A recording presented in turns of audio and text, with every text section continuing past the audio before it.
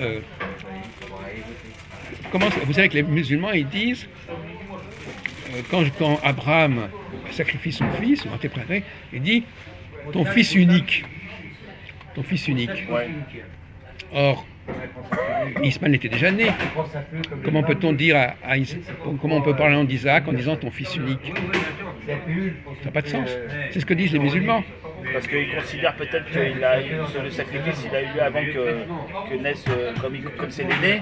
C'est l'aîné. Mais qu'est-ce qui est sacrifié? Si tu sacrifies ton fils unique et que c'est Isaac, or Ismaël est né depuis 13 ans ou 14 ans. Donc ça ne tient pas debout, ton fils unique. Entre parenthèses, ton fils unique, c'est une expression que Jésus emploie par rapport à son père, enfin d'autres problèmes. Mais moi je reprends les arguments. Vous parlez du Coran ou vous parlez de... Attendez, répétez, le fils unique, ça vient de... C'est dans... Ah ben c'est dans la Genèse. Ouais. Ah, ça doit être parce qu'il va parler... Ouais, fils unique, parce que c'est... Oui, c'est vrai que c'est-à-dire ton fils... Ouais, non, ça... comme unique, parce que l'autre c'est le fils de la serpente, mais... Non, ça ne tient pas. Alors quelle est l'explication à votre avis qui permettrait d'expliquer, par exemple, alors je vous pose la question, essayez de réfléchir, qu'est-ce qui permettrait d'expliquer, par exemple, que Ismaël, comment peut... Alors eux, ils disent, de toute façon, ils disent que c'est Ismaël qui a été... Vous savez ça.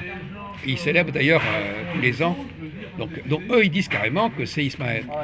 Alors, comment peut-on expliquer que celui qu'on appelle Isaac, on l'appelle chez les musulmans Ismaël, et que deuxièmement, comme disent les musulmans, parce que moi maintenant j'étudie les arguments des musulmans, qui disent, bah oui, mais fils unique, c'était forcément Ismaël. Quand on leur pose la question, ils disent, bah oui, Ismaël, c'est bien lui qu'on a amené au bûcher. Comment vous expliquez? Est-ce que vous avez une explication intelligente de cette difficulté, cette aporie, comme on dit? Une explication très simple, hein, dis tout de suite. Ah ouais? Oui. Reprenons. Vous avez Isaac d'un côté, Ismaël de l'autre. Dans les deux cas, on dit qu'ils ont été amenés au bûcher. Et on dit dans les deux cas que c'est le fils unique. Quelle est l'explication mathématique, je pourrais presque dire? Quelle est la seule explication possible qui permette de comprendre que ça puisse être ainsi? Je suis sûr que si on vous donne dans la solution, vous dites, ah ben évidemment. Mais je crois que vous pouvez trouver. Essayez de prendre ça comme une sorte de structure mathématique ou arithmétique ou algébrique. Vous avez d'un côté Ismaël, de l'autre côté Isaac, avec les mêmes discours pour l'un et pour l'autre. Pour faire quelque chose, il faut avoir des capitaux. Si tu as du capital, tu peux faire quelque chose. Si tu n'as pas de capital... Alors, pour vous mettre sur la voie, prenez le cas de Jacob. Qu'est-ce qui est arrivé à Jacob? Il a été enlevé. Comment? Il a été enlevé en Égypte, là, il a été enlevé. Non, ça c'est Joseph. Joseph, ouais. Je parle de Jacob. Il y a un événement fondamental dans le cas de Jacob. S'il y a une nouvelle politique économique, il faut supprimer le capital. Seulement, voilà. Ah, vous allez me le dire ça. Non, mais il y a l'échelle de Jacob. Ouais, l'échelle, ouais. Le combat avec l'ange. Ouais, le combat avec l'ange. Et à la suite du combat avec l'ange, qu'est-ce qui se passe? Il devient Israël. Il devient Israël. Il change de nom. Hein. Il change de nom. Alors? Donc là, il y a un changement de nom, alors, c'est ça que vous voulez dire? Il y a un changement de nom aussi. Voilà. C'est-à-dire que Isaac et Ismaël, c'est la même personne. Et d'ailleurs, le rapport au niveau des noms est étonnant. Ismaël, Israël. Il n'y a qu'une seule lettre qui change entre les deux. Donc vous avez Isaac qui devient Ismaël et Jacob à la génération suivante qui devient Israël. Mais pourtant, il a eu deux enfants, d'une servante et l'autre de la femme. Voilà. Oui, mais ça ne tient pas debout. Non, mais vous pouvez avoir un esprit critique. Ça ne tient pas debout puisqu'il dit qu'Isaac est son enfant unique. Or, ça ne peut pas être son enfant unique puisqu'il a déjà eu Ismaël avant. Donc ce sont alors soit deux récits qui sont rajoutés ou qui sont juxtaposés, je ne sais pas quoi.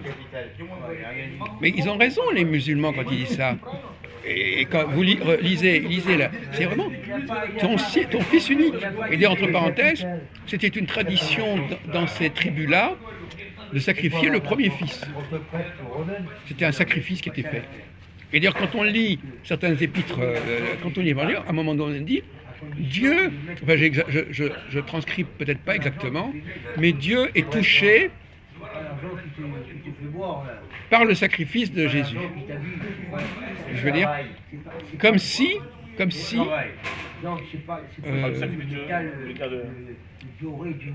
il est touché par le fait que Jésus soit mort sur la croix. Comme si Jésus avait été sacrifié pour plaire à Dieu. Vous voyez ce que je veux dire? Ouais, tu peux racheter l'humanité, oui. Oui, d'accord. Non, mais je veux dire que c'était une sorte de sacrifice d'immolation. C'est comme si, bon, à la limite, Abraham a sacrifié son fils pour plaire à Dieu, et que les Juifs auraient sacrifié Jésus pour plaire à Dieu. Je veux dire, si on voulait pousser très loin l'argumentation. Vous voyez ce que je veux dire? Mais ce qui est frappant, c'est que quand on lit Isaac porte le bois qui va servir au bûcher. Et d'ailleurs, les premiers-nés étaient brûlés sur des bûchers, effectivement. Et Jésus, c'est peut-être un détail insignifiant, mais on lui fait porter aussi le bois, parce que c'est du bois dans les deux cas. Et quand j'ai vu le film Marie-Madeleine, ça m'a frappé. Parce qu'on voit Joaquin Phoenix, l'acteur, il porte le bois qui va servir à son supplice. Comme Isaac porte le bois qui va servir à son supplice. Auquel il échappe. Et d'ailleurs, Jésus, quelque part, il a échappé, puisqu'il y a une résurrection. Et d'ailleurs, les musulmans disent qu'il n'a pas effectivement été crucifié. Vous savez ça? Oui, c'est ça. Et la résurrection, de toute façon, c'est déjà la négation de la mort. Ah bah, il est venu pour tuer la mort. Hein? Oui, donc effectivement, il n'y a pas de déicide puisqu'il a survécu et il est revenu. Enfin, il y a quand même le déicide, c'est par la volonté, ils ont voulu tuer le... Non, il a pu être sacrifié pour... en l'honneur de... Comme on fait un sacrifice. Ils ont voulu sa mort, ça c'est dans les évangiles. Le peuple a voulu sa mort avec les chefs des pharisiens, Anne et Caïphe. Ils ont voulu sa mort, et Ponce Pilate d'ailleurs se lave les mains, leur disent que... Oui. Donc tout ça c'est pas par hasard, c'est qu'ils ont bien... Ils ont une mauvaise intention, même si ensuite ce sacrifice est nécessaire pour la rédemption. Attendez, mauvaise intention pourquoi? S'il n'était pas un vrai Messie, et s'il n'était pas ce qu'il prétendait être, il était normal de le condamner. D'accord. Ça c'est au point de vue... non mais je veux dire... Non, mais je veux dire... Pas le point de vue... Non, je veux dire, s'il n'était pas... Or, qu'est-ce qui prouve qu'il était vraiment le Messie et le Fils de Dieu, etc. Enfin, alors, effectivement, là, dire qu'on est le messager, normalement, c'est un Fils de Dieu. Effectivement, il est normal si je suis messager, je dis je suis le Fils de Dieu. Je suis le Fils de l'homme. Toutes les prophéties des prophètes, et puis aussi les miracles. C'est ça qui prouve, qui justifie sa mission. Alors justement, à ce sujet, alors c'est vrai que dans Marie-Madeleine, on en voit un papal de miracles dans le film. Mais vous On ne parle pas des miracles dans le film? Si. Si, bah, évidemment. On voit Lazare, on voit plusieurs choses comme ça. Il rend la vue. Non, comment voudriez-vous qu'on n'en parle pas? Ça fait partie de la légende. Mais vous savez très bien que des thérapeutes, des guérisons, c'est assez banal.